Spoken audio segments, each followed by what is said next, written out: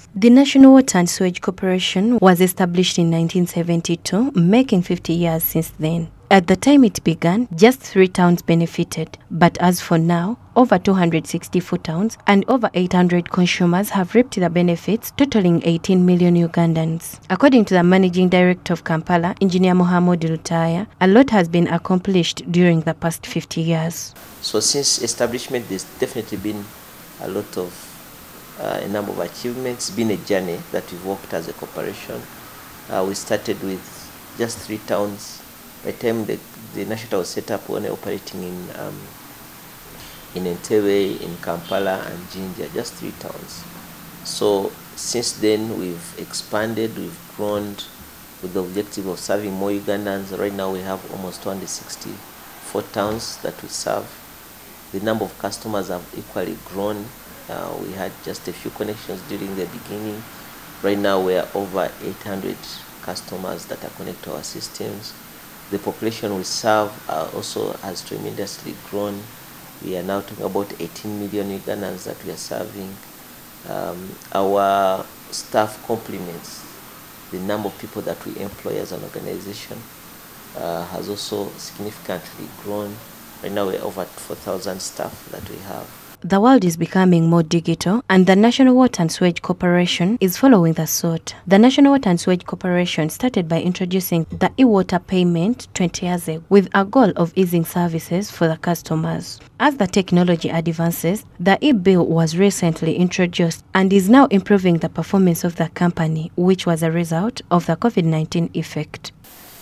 So, like I mentioned earlier, one of our key focus is to create convenience to our customers and also to keep up with the trends in the world. National has been leading the digital agenda. I think we are the first institution to phase out physical collection of bills.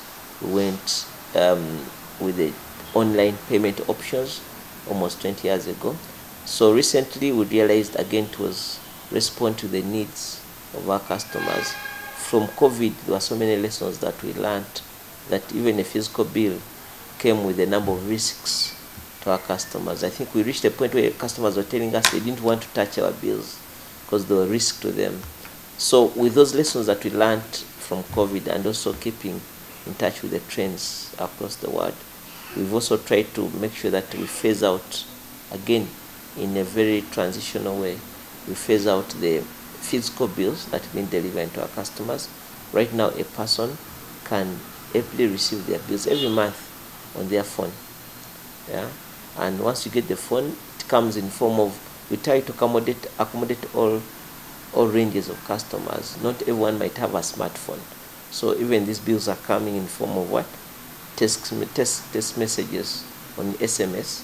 You're able to receive that message.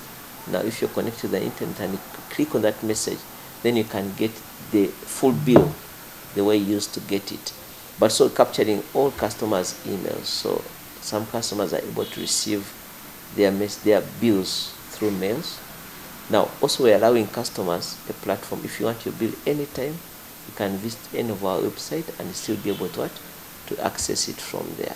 The corporation collects 519 billion shillings annually, and as a result of e-water payment, at a monthly basis, over 45 billion is collected. I think when we started, our income was less than $1 billion as a corporation for the 3 towns. Right now, we're doing over every year, we're doing 519 billion. That's how much we do as a corporation, and we have all the intention to make sure that we continue growing this. As we move forward, as we connect more customers, as we grow the business, we should have this figure continuously growing. If all problems are resolved and the rules governing performance are followed, the corporation anticipates a rise in revenue. Desire Nambiru, Smart 24 TV, Business Today.